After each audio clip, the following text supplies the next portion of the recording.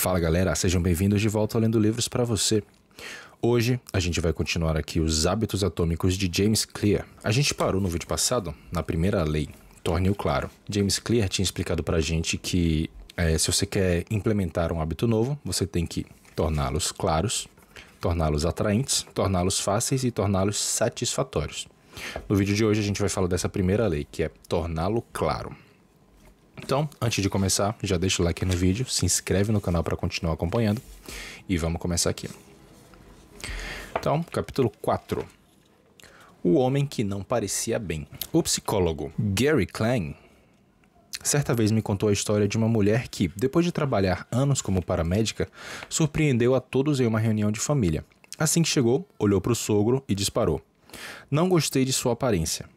O sogro, que não estava se sentindo perfeitamente bem, respondeu em tom de brincadeira: "Bom, eu também não gostei da sua." "Não," insistiu ela, "você precisa ir para o hospital agora." E poucas horas depois, o homem enfrentava uma cirurgia salvadora após um exame revelar que ele tinha um bloqueio em uma artéria importante e corria risco imediato de sofrer um ataque cardíaco. Sem a intuição de sua nora, ele poderia ter morrido. O que a paramédica viu? Como previu o iminente ataque cardíaco do sogro? Quando as principais artérias estão obstruídas, o corpo se concentra em enviar sangue para os órgãos essenciais em detrimento das áreas periféricas e próximas da superfície da pele. O resultado é uma mudança no padrão de distribuição de sangue na face. Depois de muitos anos trabalhando com pessoas com insuficiência cardíaca, a mulher havia, sem saber, desenvolvido a capacidade de reconhecer esse padrão de imediato. Ela não conseguia explicar o que percebeu no rosto do sogro, mas sabia que algo estava errado. Há histórias semelhantes em outras áreas. Por exemplo, analistas militares capazes de identificar qual bip em uma tela de radar é um míssil inimigo e qual é um avião da própria frota. Embora ambos viajem na mesma velocidade e altitude e pareçam idênticos ao radar em quase tudo. Durante a Guerra do Golfo, o tenente-comandante Michael Riley salvou um porta-aviões de guerra ao ordenar que um míssil fosse abatido, apesar de o míssil ser exatamente igual aos aviões do próprio navio no radar. Ele tomou a decisão correta, mas nem os oficiais superiores conseguiram explicar como ele fez isso. Sabe-se que curadores de museus são capazes de distinguir entre uma obra de arte autêntica e uma excelente falsificação, mesmo que não lhe digam com exatidão quais detalhes os fizeram chegar a essa conclusão. Radiologistas experientes conseguem analisar uma tomografia cerebral e prever a área que ocorrerá um derrame antes que quaisquer sinais óbvios sejam visíveis para o olho destreinado. Já ouvi falar de cabeleireiros que percebem se uma cliente está grávida com base apenas na textura do seu cabelo. O cérebro humano é uma máquina preditiva. Ele absorve continuamente o entorno e analisa as informações que encontra. Sempre que você experimenta algo repetidamente, como um paramédico observando pacientes com ataque cardíaco ou um militar que visualiza mísseis, seu cérebro começa a perceber o que é importante, classificando os detalhes, identificando os estímulos relevantes e catalogando as informações para uso futuro.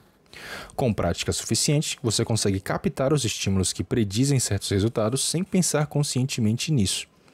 Automaticamente, seu cérebro codifica as lições aprendidas através da experiência. Nem sempre conseguimos explicar o que estamos aprendendo, mas o aprendizado acontece ao longo do caminho. E sua capacidade de perceber os estímulos relevantes em uma determinada situação é a base de todos os seus hábitos. De fato, nosso cérebro é uma máquina de identificar padrões. Subestimamos o quanto nossos cérebros e corpos fazem sem pensar.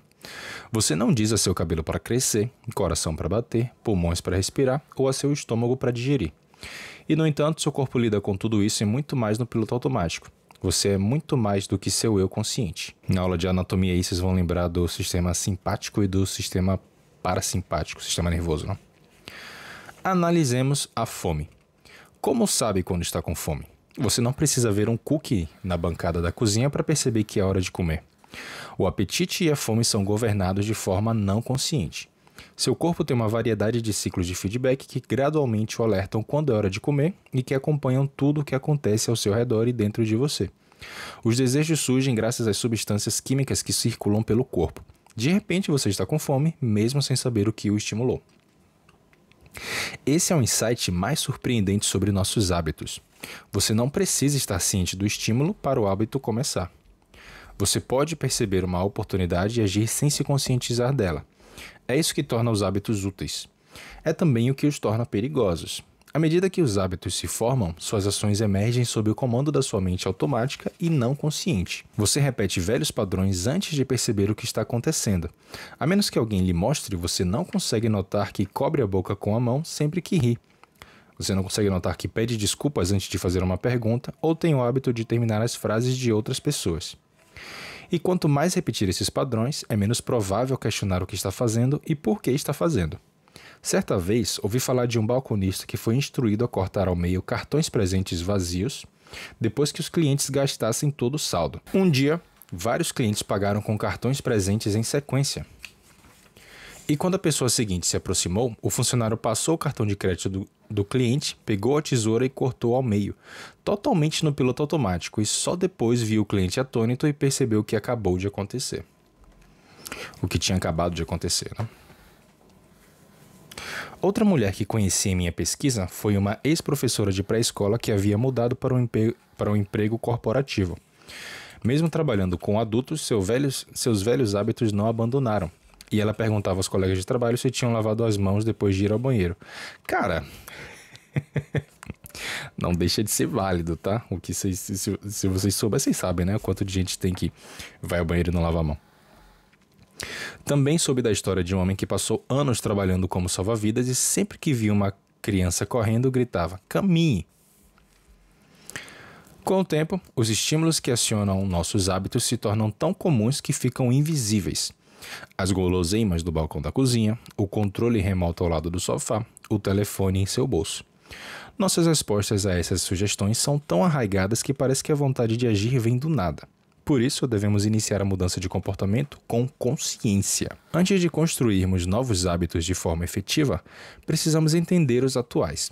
Isso é mais desafiador do que parece, porque, uma vez que um hábito esteja enraizado, é na maior parte não consciente e automático. Se um hábito permanece sem sentido, você não pode esperar para melhorá-lo.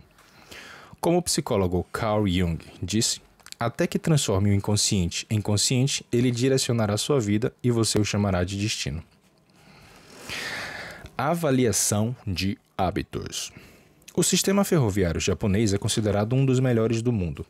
Se pegar um trem em Tóquio, notará que os condutores têm um hábito peculiar. Enquanto cada operador percorre o trem, executa um ritual de apontar para diferentes objetos e dizer comandos. Quando o trem se aproxima de um semáforo, o operador aponta para ele e diz: "O sinal está verde". Quando o trem entra e sai de cada estação, o operador aponta para o velocímetro e fala a velocidade exata. Na hora da partida, o operador aponta para o cronograma e declara a hora. Na plataforma, outros funcionários realizam ações semelhantes. Antes de cada trem partir, os membros da equipe apontam para a borda da plataforma e dizem "livre". Cada detalhe é identificado, apontado e declarado em voz alta. Esse processo, conhecido como apontar e falar, é um sistema de segurança projetado para reduzir erros. Parece bobo, mas funciona incrivelmente bem. Apontar e falar reduz os erros em até 85% e os acidentes em 30%. O sistema de metrô MTA em Nova York adotou uma versão modificada, que é apenas apontar. E, no período de 2 anos de implementação, os incidentes de paradas incorretas de metrô caíram 57%. Apontar e falar é tão eficaz porque leva um hábito não consciente para um nível mais consciente. Como os operadores de trem devem usar os olhos, mão, boca e ouvidos, é mais provável que notem problemas antes que algo dê errado. Minha esposa faz algo parecido. Sempre que estamos nos preparando para sair para uma viagem, ela declara em voz alta os itens mais essenciais em sua lista. Estou com minhas chaves, estou com minha carteira, estou com meus óculos, estou com meu marido. Quanto mais automático se torna o comportamento, é menos provável que pensemos conscientemente nele. E quando fizemos algo 1000 vezes antes, começamos a ignorar as coisas. Assumimos que a próxima vez será como a última. Estamos tão acostumados a fazer o que sempre fizemos que não paramos para questionar se é a coisa certa a fazer. Muitos de nossos fracassos de desempenho são em grande parte atribuíveis à falta de autoconsciência. Ok, até agora está fazendo sentido. Um dos nossos maiores desafios na mudança de hábitos é manter a consciência do que estamos realmente fazendo. Isso ajuda a explicar por que as consequências dos maus hábitos podem nos surpreender. Precisamos de um sistema apontar e falar em nossas vidas pessoais. Essa é a origem da avaliação de hábitos. um exercício simples que você pode utilizar para se tornar mais consciente do seu comportamento. Para criar uma avaliação só sua, faça uma lista dos seus hábitos diários. Aqui está uma amostra de como sua lista pode começar. E aí ele traz aqui uma listinha com alguns pontos, como acordar, desligar o alarme, checar seu celular, ir ao banheiro, pesar, tomar banho, etc, etc, etc. Depois de concluir sua lista, observe cada comportamento e pergunte a si mesmo: esse é um bom, mau ou hábito neutro? Se for um bom hábito, escreva mais ao lado dele. Se for mau, escreva menos. E se for neutro, escreva um igual. Por exemplo, a lista anterior poderia ficar assim: acordar, ele não... Obviamente, né? Não tem o que escrever. Mas poderia colocar neutro, né? Desligar o alarme é neutro. Checar seu celular é negativo. É um mau hábito. Ir ao banheiro, não colocou nada. Pesar-se é um hábito positivo. Tomar um banho, positivo. Escovar os dentes, positivo. E assim por diante. As pontuações que atribui a um determinado hábito dependem de sua situação e objetivos. Para alguém tentando perder peso, comer um pãozinho com manteiga de amendoim toda manhã pode ser um mau hábito. Para alguém que está tentando ganhar peso e criar músculos, o mesmo comportamento pode ser um bom hábito. Tudo depende de seus objetivos. Avaliar seus hábitos é um pouco complexo por outro motivo também. Os rótulos bom hábito e mau hábito são ligeiramente imprecisos. Não há bons ou maus hábitos, existem apenas hábitos eficazes, ou seja, eficazes na resolução de problemas. Todos os hábitos lhe servem de alguma forma, até mesmo os maus, e é por isso que você os repete. Para esse exercício, classifique seus hábitos de acordo com a forma como serão benéficos em longo prazo. De modo geral, bons hábitos terão resultados positivos líquidos, os maus terão resultados negativos. Fumar um cigarro pode reduzir o estresse momentâneo, essa é sua função, mas não é um comportamento saudável em longo prazo. Se ainda tiver problemas para avaliar certo hábito, aqui está uma pergunta que gosto de usar. Diz ele: esse comportamento ajuda a me tornar o tipo de pessoa que desejo ser? Esse hábito é um voto a favor ou contra minha identidade desejada? Os hábitos que reforçam sua identidade desejada geralmente são bons. Os que entram em conflito com ela são ruins. À medida que você cria sua avaliação de hábitos, não há necessidade de alterar nada no início. O objetivo é simplesmente perceber o que realmente está acontecendo. Observe seus pensamentos e ações sem julgamento ou críticas internas. Não se culpe por suas falhas. Não se elogie por seus sucessos. Se você come uma barra de chocolate todas as manhãs, reconheça isso, quase como se estivesse observando outra pessoa. Ah, que interessante que ele faça algo assim.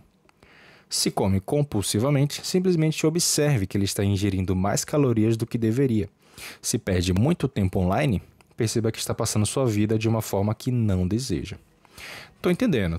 Ele está trazendo aqui uma sugestão para você de listar seus hábitos, né? Tudo que você faz no seu dia, porque assim você tem uma facilidade maior em sair do automático e trazer mais para o consciente, que é o que ele está tentando ensinar aqui nessa primeira parte.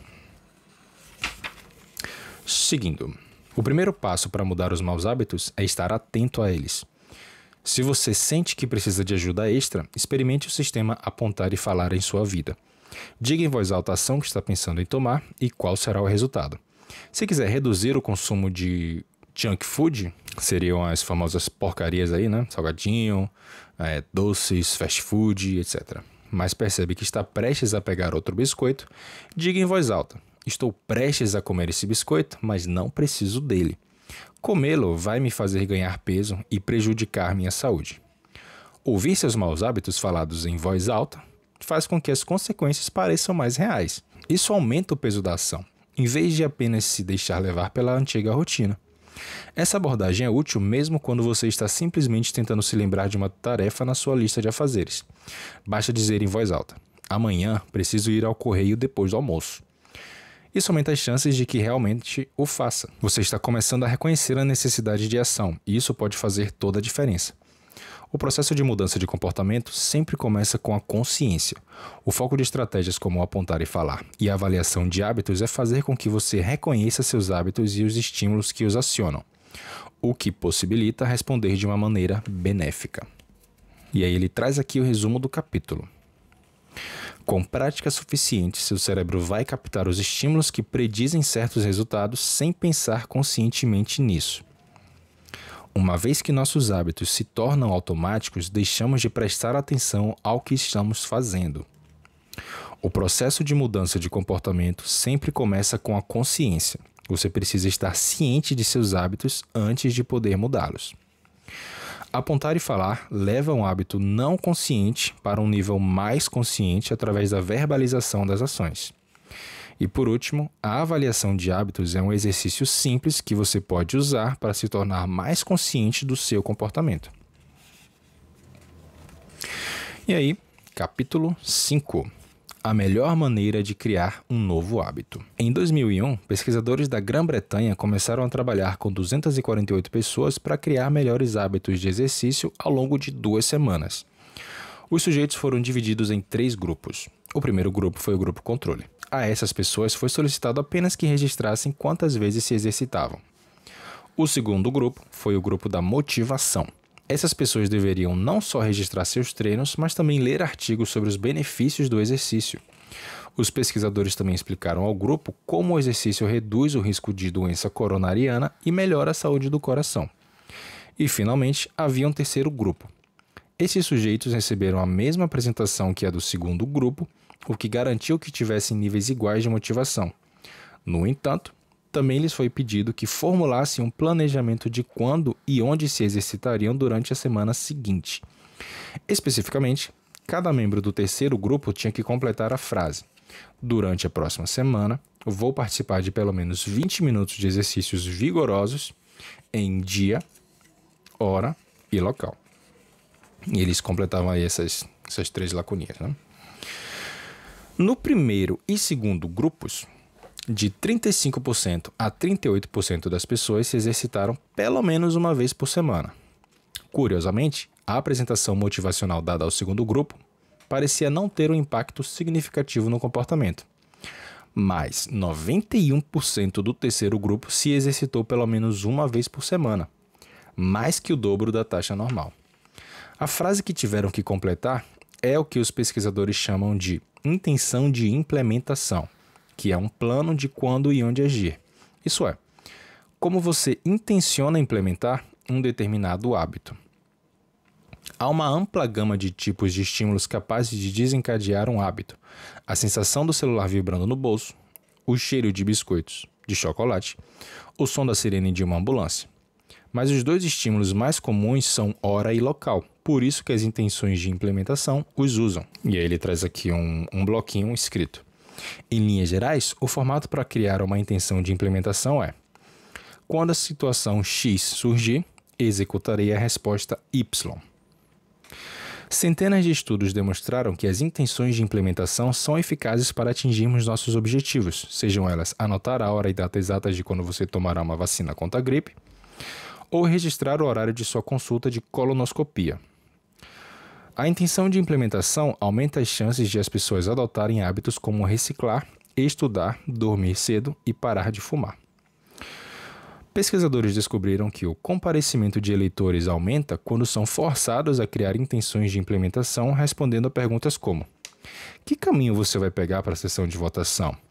A que horas planeja votar? Que ônibus você vai tomar até lá?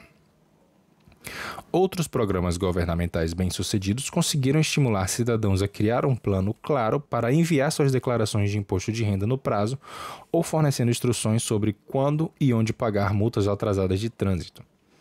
A conclusão é clara.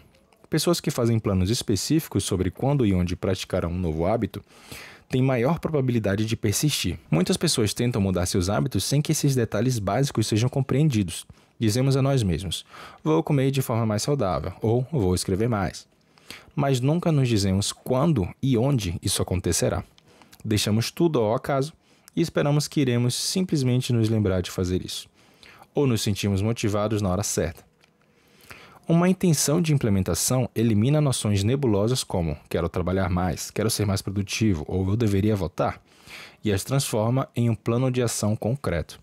Muitas pessoas pensam que não têm motivação quando o que realmente lhes falta é clareza.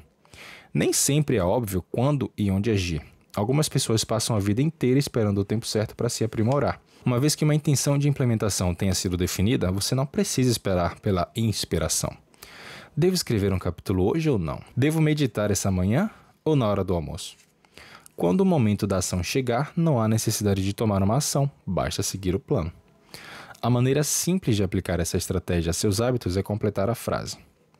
Eu irei, e aí você preenche a lacuna com o comportamento, às, hora, em, local. E se preenche a hora e o local que você vai fazer esse comportamento. Exemplos. Meditação. Vou meditar por 1 minuto às 7 horas na minha cozinha. Estudar. Vou estudar espanhol por 20 minutos às 18 horas no meu quarto. Exercício. Vou me exercitar por 1 hora às 17 horas na academia. Casamento. Vou fazer uma xícara de chá para o meu parceiro. Xícara de chá não, né? Vou fazer uma xícara de chá para o meu parceiro às 8 horas na cozinha. Se você não tiver certeza de quando começar o seu hábito, tente o primeiro dia da semana, do mês ou do ano. As pessoas são mais propensas a agir nesses momentos porque a esperança é geralmente maior. Se tivermos esperança, temos um motivo para agir. Um novo começo parece motivador. Poético. Achei poético. Parabéns. Parabéns, James Clear. Há outro benefício para as intenções de implementação. Ser específico sobre o que quer e como alcançar ajuda a dizer não a coisas que sabotam o progresso, distraem sua atenção e afastam você do curso. Costumamos dizer sim a pequenas experiências porque não temos clareza suficiente sobre o que precisamos fazer em vez disso. Quando seus sonhos são vagos, é fácil racionalizar pequenas exceções durante todo o dia e nunca chegar a coisas específicas que precisam fazer para ter sucesso. Dê a seus hábitos um tempo e um espaço para viver no mundo. O objetivo é tornar a hora e o local tão óbvios que, com repetições suficientes, você sinta vontade de fazer a coisa certa no momento certo, mesmo que não saiba dizer porquê. Como o escritor Jason Zweig observou, diz ele, abre aspas, obviamente, você nunca vai se exercitar sem um pensamento consciente. Mas, como um cachorro salivando ao som de uma campainha... Salivando ao som de uma campainha? Nunca ouvi falar disso. Talvez você comece a sentir uma certa inquietação na hora do dia em que normalmente se exercita. Isso é verdade. Isso é bem verdade. Acontece comigo. Há muitas maneiras... Fecha aspas, né? Fecha aspas. Há muitas maneiras de usar intenções de implementação em sua vida e trabalho. Minha abordagem favorita é uma que aprendi com o professor B.J. Fogg, de Stanford. Uma estratégia chamada empilhamento de hábitos. Empilhamento de hábitos. Um plano simples para reformular seus hábitos. O filósofo francês Denis Diderot, não sei se é assim que pronuncia, peço desculpas aí, viveu quase toda a sua vida na pobreza, mas tudo isso mudou em um dia de 1765. A filha de Diderot estava prestes a se casar e ele não podia pagar pelo casamento. Apesar da falta de recursos, Diderot era muito conhecido por seu papel como cofundador e escritor da Enciclopédia, uma das enciclopédias mais abrangentes da época. Ué, e como é que ele não tinha dinheiro? Tem caroço nesse angu aí. Quando Catarina a Grande, imperatriz da Rússia, soube dos problemas financeiros de Diderot, se apiedou. Ela era uma grande amante dos livros e apreciava muito o trabalho do filósofo na enciclopédia. A imperatriz se ofereceu para comprar a biblioteca pessoal de Diderot por 1.000 libras, mais de $150.000 nos dias de hoje. Os dias de hoje seriam 2018 aqui. Ou seja, hoje ainda é mais ainda, não? De repente, dinheiro não era mais problema para Diderot. Com sua recém-adquirida fortuna, ele não apenas pagou pelo casamento, mas também adquiriu um manto escarlate para si. O manto escarlate de Diderot era lindo, tão bonito de fato que ele imediatamente percebeu como destoava de suas outras posses, muito mais prosaicas. Ele escreveu que não havia mais coordenação, unidade e beleza entre seu elegante manto e o resto de suas coisas. Diderot logo sentiu o desejo de aprimorar suas posses. Ele substituiu seu tapete por um de damasco, decorou sua casa com esculturas caras, comprou um... Já sabe onde é que essa história está indo, né? Eu já estou prevendo aqui.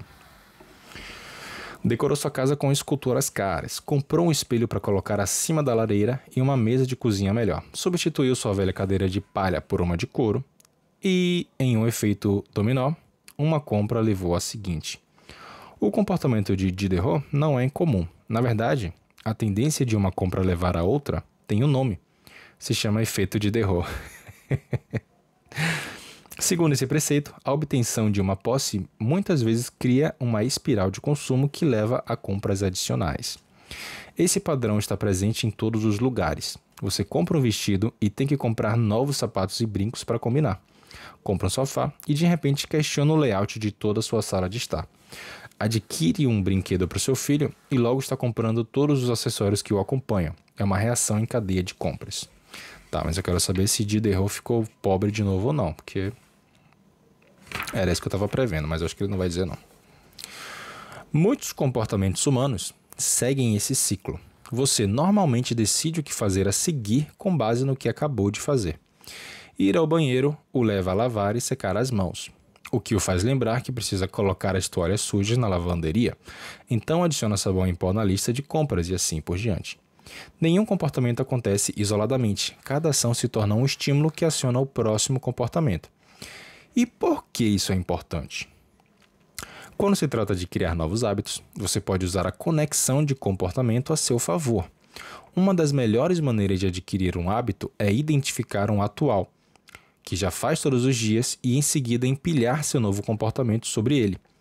Isso é um empilhamento de hábitos. Ou seja, ele está dizendo para você pegar todos os hábitos que você quer implementar na sua vida e dar um jeito de conectar um ao outro, de forma que quando você faz o primeiro, ele já puxa o segundo, que puxa o terceiro, que puxa o quarto e vai gerando aí um efeito dominó, ou um efeito Diderot, que nele falou aqui, né? O efeito Diderot. O empilhamento de hábitos é uma forma especial de intenção de implementação. Em vez de parear seu novo hábito com um horário e local específico, você o pareia a um hábito atual. Esse método, criado por B.J. Fogg, como parte de seu programa Tiny Habits, Pequenos Hábitos, pode ser usado para projetar um estímulo óbvio para praticamente qualquer hábito. E aí no quadrinho ele traz aqui, ó. A fórmula de empilhamento de hábitos é: depois de hábito atual, eu irei novo hábito. Por exemplo, meditação.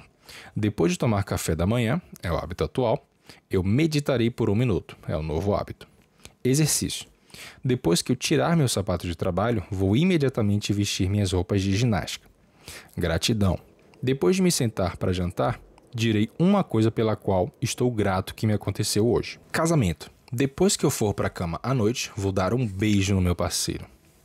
E segurança. Depois de colocar meus tênis de corrida, vou enviar uma mensagem para um amigo ou familiar avisando onde estou correndo e quanto tempo levará. A chave é amarrar seu comportamento desejado em algo que você já faz todos os dias. Depois de dominar essa estrutura básica, você pode criar pilhas maiores ligando pequenos hábitos. Isso permite que aproveite o impulso natural de um comportamento que o leva ao próximo, uma versão positiva do efeito Diderot. E aí ele traz aqui uma ilustração do que seria o empilhamento de hábitos.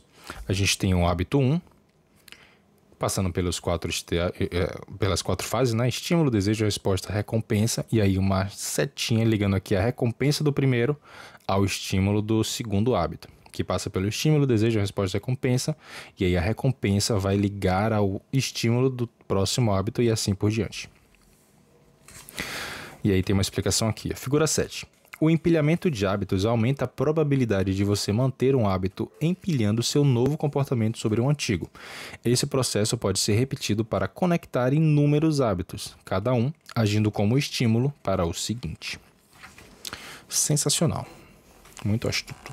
Sua pilha de hábitos da rotina matinal pode ser assim. 1.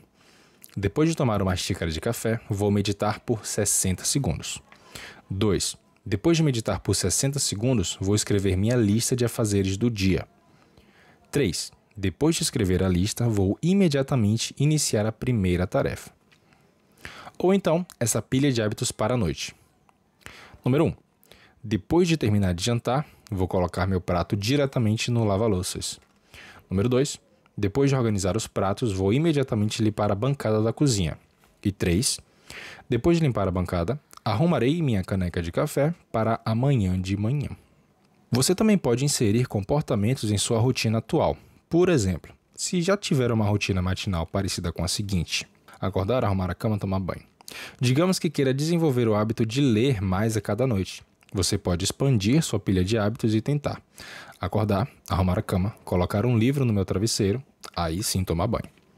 Agora, ao se deitar na cama toda noite, um livro estará à sua espera. No geral, o empilhamento de hábitos possibilita criar um conjunto de regras simples que guiam seu comportamento futuro. É como se sempre tivesse um plano de jogo para a ação seguinte. Depois de se familiarizar com essa abordagem, você pode desenvolver pilhas de hábitos gerais para guiá-lo sempre que a situação for apropriada. Exemplo: exercícios. Se houver escada, vou optar por usá-las em vez do elevador. Social. Quando for a uma festa, me apresentarei a um desconhecido. Finanças. Quando eu quiser comprar algo acima de R$100, esperarei 24 horas antes de fazer isso. Alimentação saudável. Quando me servir de uma refeição, sempre vou colocar vegetais primeiro no prato.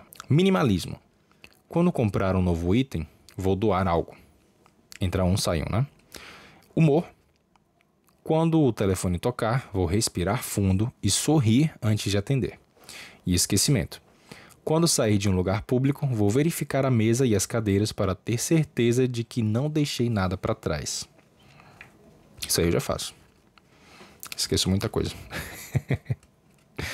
Não importa como você usa essa estratégia. O segredo para criar uma pilha de hábitos bem-sucedida é selecionar o estímulo certo para dar o pontapé inicial. Ao contrário de uma intenção de implementação que declara especificamente a hora e o local para um determinado comportamento, o empilhamento de hábitos implica tacitamente a hora e a localização incorporadas. Quando e onde escolhe inserir um hábito em sua rotina pode fazer uma grande diferença. Você está tentando adicionar meditação em sua rotina matinal, mas as manhãs são caóticas e seus filhos continuam correndo pela casa? Então esses podem ser o lugar e a hora errados. Considere quando é mais provável que vá ser bem-sucedido. Não se imponha a criar um hábito quando é provável que esteja ocupado com outra coisa. Seu estímulo também deve ter a mesma frequência que o hábito desejado. Se quer praticar um hábito todos os dias, empilhá-lo em um hábito que só acontece às segundas-feiras não é uma boa ideia. Então tem um pouco de estratégia aí nessa implementação, né? Vamos ser coerentes. Uma maneira de encontrar o estímulo certo para sua pilha de hábitos é através do brainstorming de uma lista de seus hábitos atuais. Esses termos em inglês estão muito bons. Ai, ai. Você pode usar sua avaliação de hábitos do capítulo anterior como ponto de partida. Outra opção é criar uma lista com 2 colunas. Na primeira, anote os hábitos que faz todos os dias sem falta. Por exemplo, levantar da cama, tomar banho, escovar os dentes, vestir-se, fazer uma xícara de café, tomar café da manhã, levar as crianças para a escola. E aí, começar o dia de trabalho, almoçar, encerrar o expediente, trocar a roupa de trabalho, sentar-se para jantar, apagar as luzes e ir para a cama. Esses são os hábitos que você faz todos os dias sem falta. A sua lista pode ser muito mais longa, mas essa serve como ponto de partida. E na segunda coluna, anote todas as coisas que acontecem todos os dias sem falta. Por exemplo, o sol nasce, você recebe uma mensagem de texto, a música que você está ouvindo termina, o sol se põe. Armado. Armado é muito bom. Armado com essas 2 listas, você pode começar a procurar o melhor momento para encaixar seu novo hábito em seu estilo de vida. Legal, gostei dessa estratégia, é uma boa abordagem. O empilhamento de hábitos funciona melhor quando o estímulo é altamente específico e imediatamente acionável. Muitas pessoas selecionam estímulos muito vagos. Eu mesmo já cometi esse erro. Quando queria começar um hábito de fazer flexões, minha pilha de hábitos era: na minha pausa para o almoço, vou fazer 10 flexões. À primeira vista, parecia razoável, mas logo percebi que o estímulo não estava claro. Eu deveria fazer as 10 flexões antes de almoçar ou depois? onde que eu vou fazer as 10 flexões? E depois de alguns dias não consistentes, mudei minha pilha de hábitos para: quando fechar meu notebook para ir almoçar, vou fazer 10 flexões ao lado da minha mesa. E aí a ambiguidade desapareceu. Ficou claro, né? Hábitos como ler mais ou comer melhor são causas válidas, mas esses objetivos não fornecem instruções sobre como e quando agir. Seja específico e claro, depois de fechar a porta, depois de escovar meus dentes, depois de me sentar à mesa. A especificidade é importante. Quanto mais estrita a vinculação do seu novo hábito for a uma sugestão específica, melhores serão as chances de perceber quando chegar a hora de agir. Essa frase está muito esquisita. Ele quis dizer, quanto melhor você amarrar a sua lista de hábitos à lista de coisas que acontecem no dia, melhores vão ser as chances de você perceber quando chegar a hora de agir. E aí você não vai ter dúvidas, não vai ficar ambíguo, como ele falou ali em cima, né? Continuando, a primeira lei da mudança de comportamento é: torne-o claro. Estratégias como intenções de implementação e empilhamento de hábitos estão entre as formas mais práticas de criar estímulos claros para os seus hábitos e projetar um plano claro para quando e onde agir. Beleza, e aí o resumo do capítulo: a primeira lei da mudança de comportamento é: torne-o claro. Os dois estímulos mais comuns são hora e local. Criar uma intenção de implementação é uma estratégia que pode ser usada para parear um novo hábito a uma hora ou local específicos. A fórmula da intenção de implementação é eu, comportamento, hora e local. O empilhamento de hábitos é uma estratégia que pode ser usada para parear um novo hábito a um hábito atual. A fórmula de empilhamento de hábitos é: após hábito atual, eu irei novo hábito. Capítulo 6. A motivação é superestimada. O ambiente é mais relevante. Anne Thorndike, a gente já viu esse nome aqui, não viu? Médica de atenção primária no Massachusetts General Hospital em Boston, teve uma ideia maluca. Ela acreditava que poderia melhorar os hábitos alimentares de milhares de funcionários e visitantes do hospital sem alterar em nada sua força de vontade ou motivação.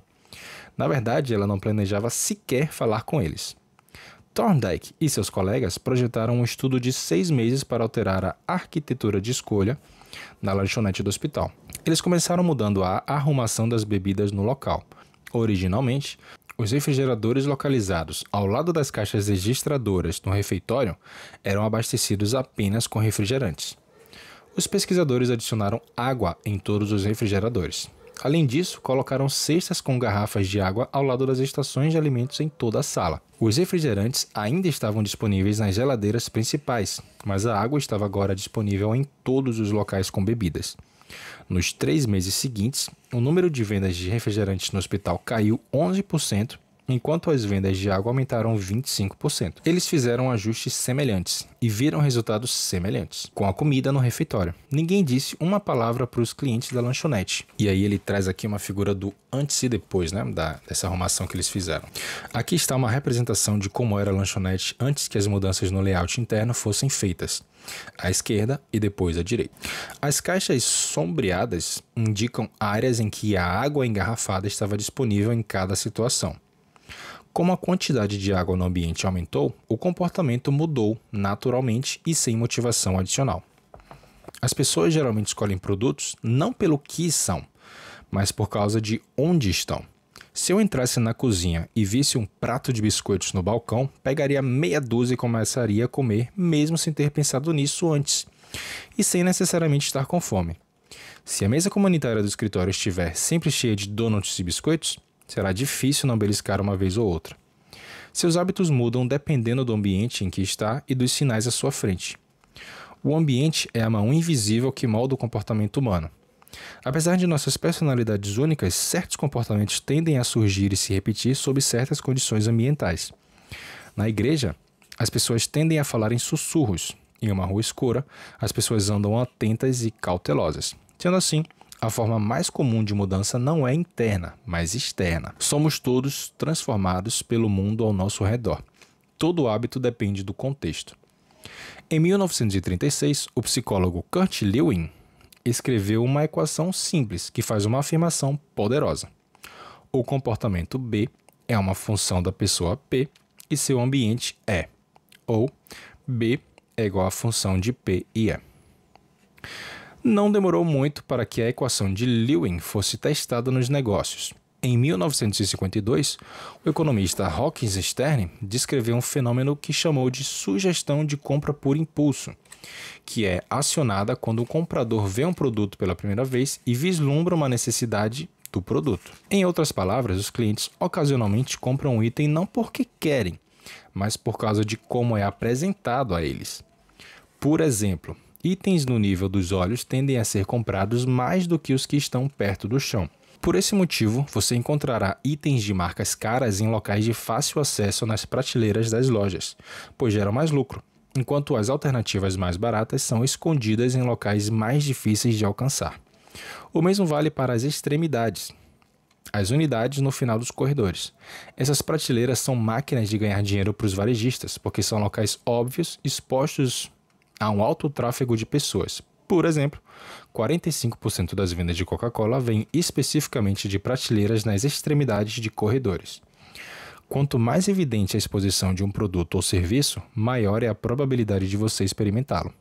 As pessoas bebem Bud Light porque ela está em todos os bares e visitam Starbucks porque há uma loja em cada esquina. Nós gostamos de pensar que estamos no controle. Se escolhemos a água em vez do refrigerante, presumimos que foi uma opção consciente. A verdade, no entanto, é que muitas das atitudes que tomamos a cada dia não são moldadas por propósito e escolha, mas pela opção mais óbvia. Todo ser vivo tem os próprios métodos para perceber e entender o mundo. Águias têm uma impressionante visão a longa distância. Cobras sentem cheiros degustando ar, entre aspas, com suas línguas altamente sensíveis. Os tubarões são capazes de detectar pequenas quantidades de eletricidade e vibrações na água causada por peixes nas proximidades. Até mesmo as bactérias têm quimiorreceptores, minúsculas células sensoriais que lhes permitem detectar substâncias químicas tóxicas em seu ambiente. Nos seres humanos, a percepção é dirigida pelo sistema nervoso sensorial. Percebemos o mundo através da visão, audição, olfato, tato e paladar.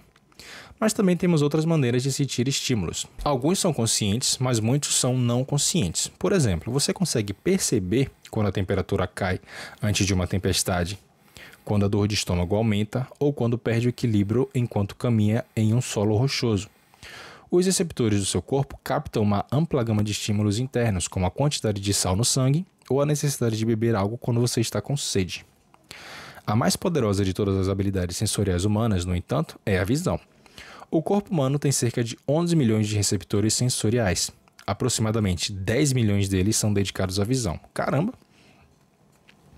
Alguns especialistas estimam que metade dos recursos do cérebro são usados na visão. Dado que somos mais dependentes da visão do que de qualquer outro sentido, não é de surpreender que os estímulos visuais sejam o maior catalisador de nosso comportamento.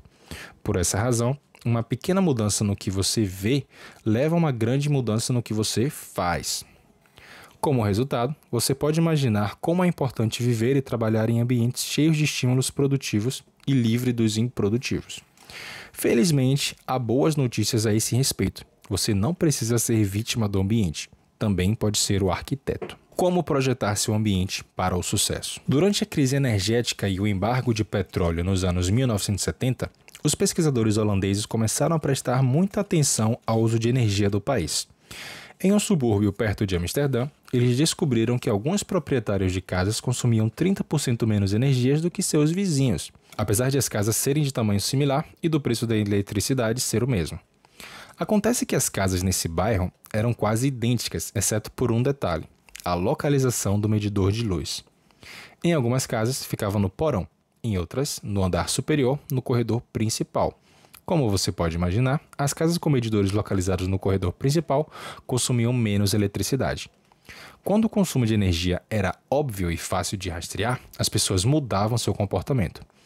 Todo hábito é iniciado por um estímulo e é mais provável que percebamos aqueles que se destacam. Infelizmente, os ambientes em que vivemos e trabalhamos muitas vezes favorecem não praticar certas ações porque não há qualquer estímulo óbvio para acionar o comportamento. É fácil não praticar violão quando ele está escondido no armário. É fácil não ler um livro quando a estante está em um canto do quarto de hóspedes. é fácil não tomar suas vitaminas quando elas estão fora de vista na despensa. Quando os estímulos que desencadeiam um hábito são sutis ou ocultos, são fáceis de ignorar. Por comparação, criar estímulos visuais óbvios chama sua atenção para um hábito desejado. No início dos anos 1990, a equipe de limpeza do aeroporto de Schiphol, em Amsterdã, instalou um pequeno adesivo que parecia uma mosca no centro de cada mictório. Aparentemente, quando os homens se aproximavam dos mictórios, eles apontavam para o que pensavam ser um inseto. Os adesivos melhoraram sua pontaria e reduziram significativamente o escape ao redor dos mictórios. Análises posteriores determinaram que os adesivos reduziram os custos de limpeza no banheiro em 8% ao ano. Os shareholders agradecem.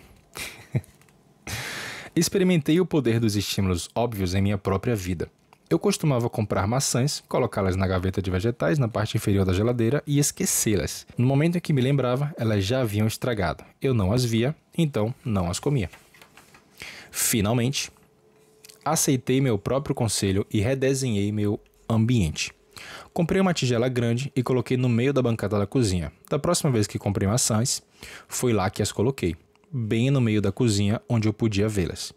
Ele tinha falado dos biscoitos, né? Se fosse uma tigela de biscoito, ele comeria. Então, ele vai colocar maçãs. Quase como mágica, comecei a comer algumas maçãs todos os dias simplesmente porque estavam à vista e não escondidas. Eis algumas maneiras de redesenhar seu ambiente e tornar os estímulos para seus hábitos preferidos mais óbvios. Se quiser se lembrar de tomar sua medicação toda noite, coloque o frasco de comprimidos bem ao lado da pia do banheiro. Aí depende do costume de cada família, né? Aqui, os remédios não ficam no banheiro. Se quiser praticar violão com mais frequência, coloque-o em um suporte no meio da sala de estar.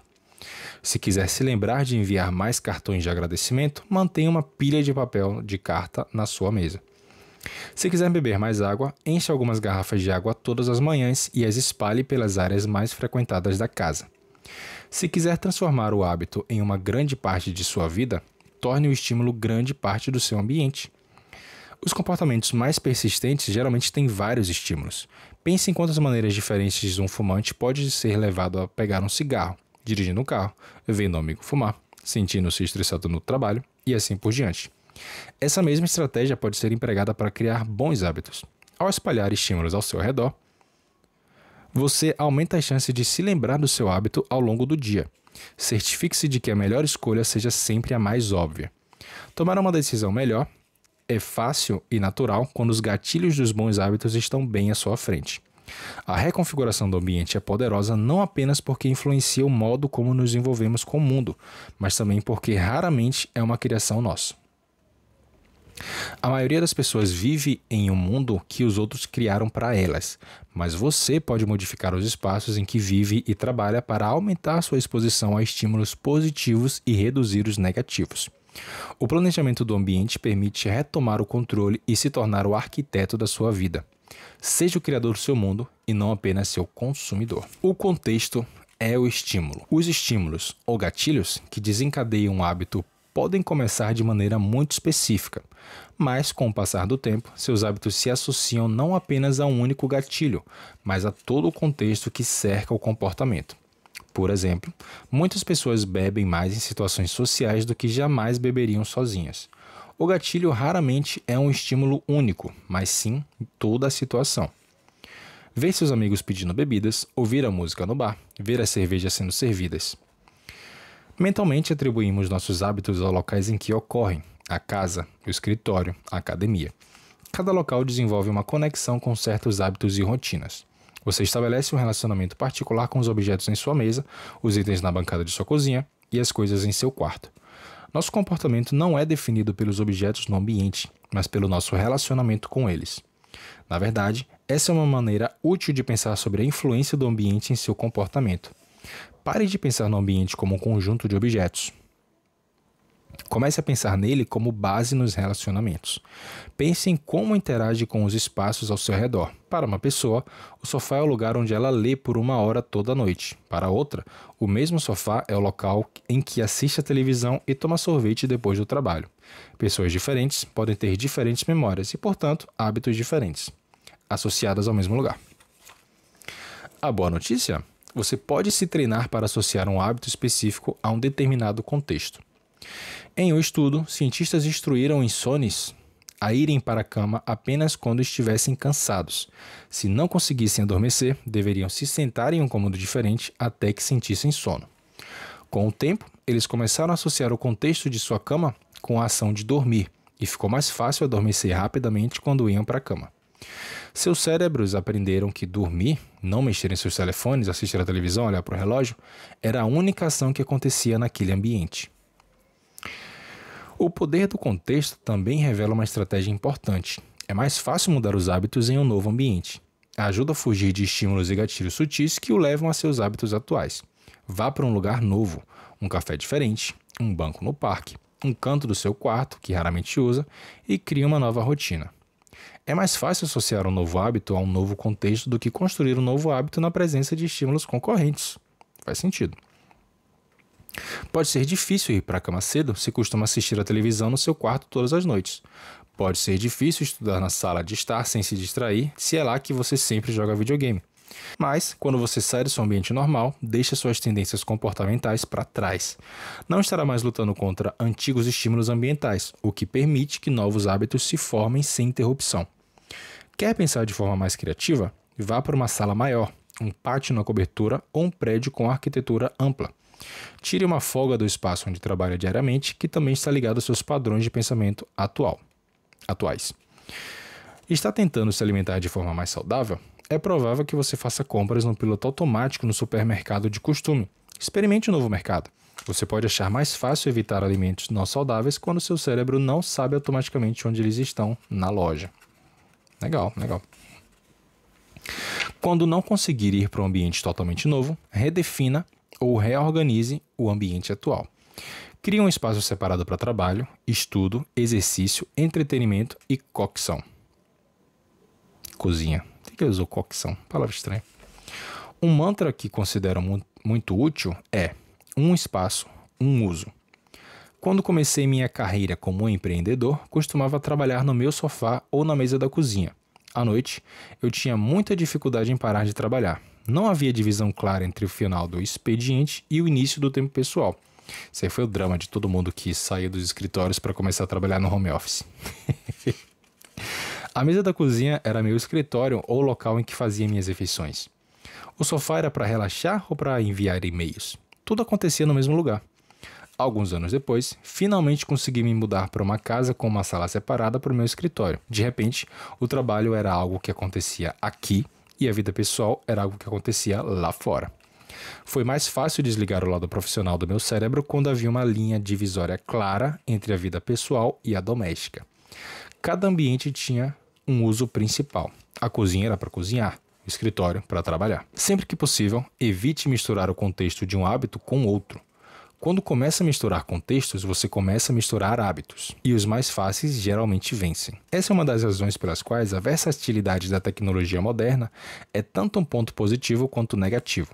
Você pode usar seu telefone para todos os tipos de tarefas, o que o torna um dispositivo poderoso.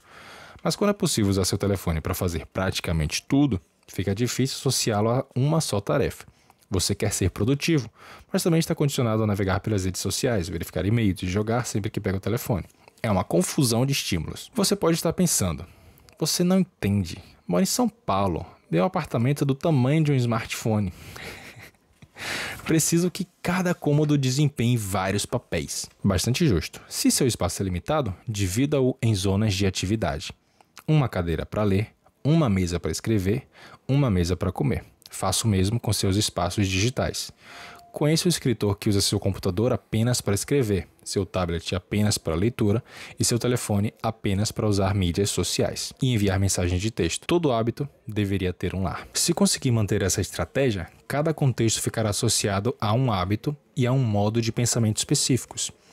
Os hábitos prosperam sob circunstâncias previsíveis como essas. O foco surge automaticamente quando você se senta em sua mesa de trabalho. O relaxamento é mais fácil se estiver em um espaço projetado para essa finalidade. O sono vem rapidamente quando é a única coisa que acontece no seu quarto. Se quer ter comportamentos estáveis e previsíveis, você precisa de um ambiente estável e previsível. Um ambiente estável, em que tudo tem um lugar e um propósito, é um ambiente em que os hábitos se formam facilmente. E agora, o resumo do capítulo. Pequenas mudanças no contexto levam a grandes mudanças no comportamento ao longo do tempo. Todo hábito é iniciado por um estímulo ou gatilho. É mais provável que notemos os estímulos que se destacam. Torne os estímulos de bons hábitos óbvios em seu ambiente.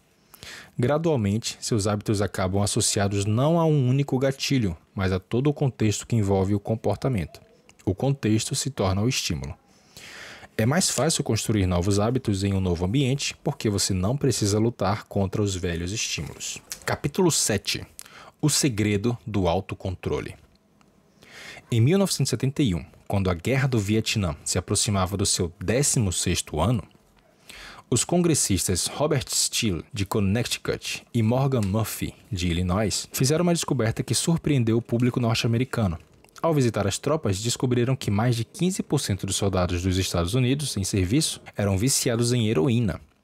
Pesquisas complementares revelaram que 35% dos militares no Vietnã haviam experimentado heroína e 20% estavam viciados. O problema era ainda pior do que se pensava inicialmente. A descoberta levou a um alvoroço em Washington, que, dentre outras coisas, levou à criação do Escritório de Ação Especial de Prevenção ao Abuso de Drogas sob o comando do presidente Nixon, para promover a prevenção e a reabilitação e acompanhar os membros dependentes em sua volta para casa.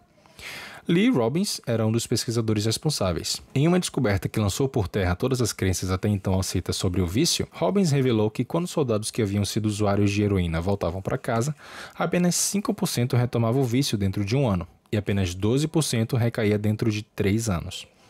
Em outras palavras, aproximadamente 9 entre 10 soldados que usavam heroína no Vietnã eliminaram o vício quase que da noite para o dia. Essa descoberta contradizia a visão predominante na época, que considerava a dependência da heroína uma condição permanente e irreversível.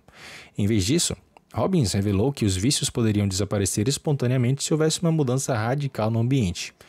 No Vietnã, os soldados passavam o dia todo cercados de estímulos que acionavam o uso da heroína. A droga era de fácil acesso, eles viviam mergulhados no estresse constante da guerra, criavam vínculos de amizade com outros soldados que também eram usuários de heroína e estavam a milhares de quilômetros de casa. No entanto, uma vez que o soldado retornava aos Estados Unidos, ele se via em um ambiente livre desses gatilhos. Quando o contexto mudava, o mesmo acontecia com o hábito. Compare essa situação com a de um usuário típico de drogas. Alguém se torna viciado em casa ou com amigos, vai a uma clínica para ficar limpo, um ambiente desprovido de todos os estímulos ambientais que induzem seu hábito, e retorna ao antigo bairro com todos os gatilhos anteriores que o levaram a se viciar. Não é de admirar que normalmente os números sejam exatamente o oposto daqueles do estudo do Vietnã.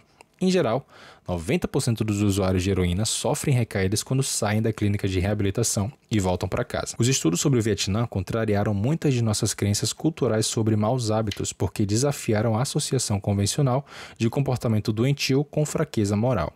Se você tem excesso de peso, é fumante ou viciado, deve ter ouvido durante toda a sua vida que isso é falta de autocontrole. Talvez até mesmo que você é uma pessoa ruim. A ideia de que um pouco de disciplina resolveria todos os nossos problemas está profundamente arraigada em nossa cultura. No entanto, pesquisas recentes demonstram algo diferente.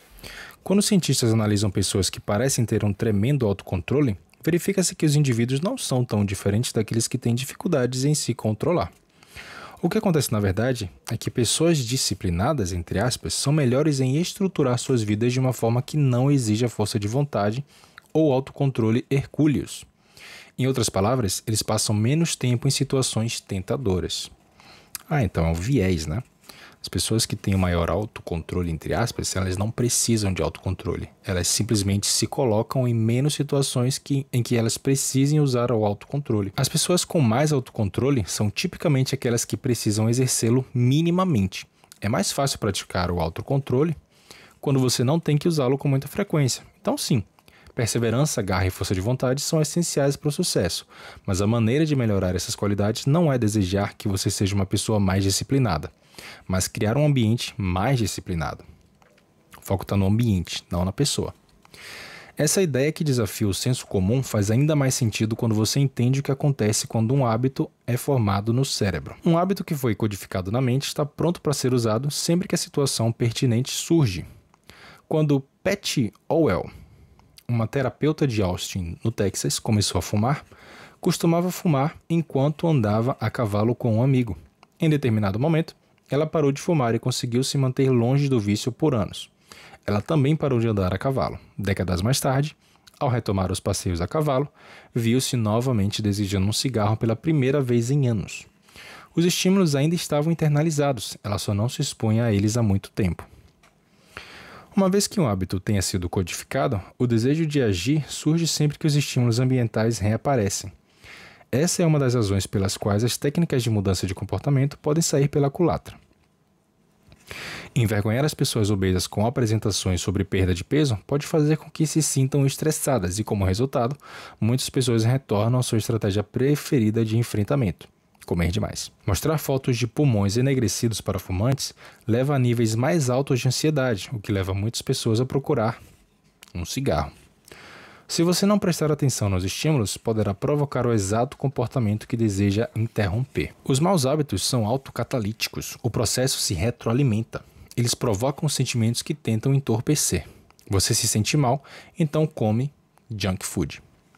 Porque comeu junk food, você se sente mal. Assistir a televisão faz você se sentir preguiçoso.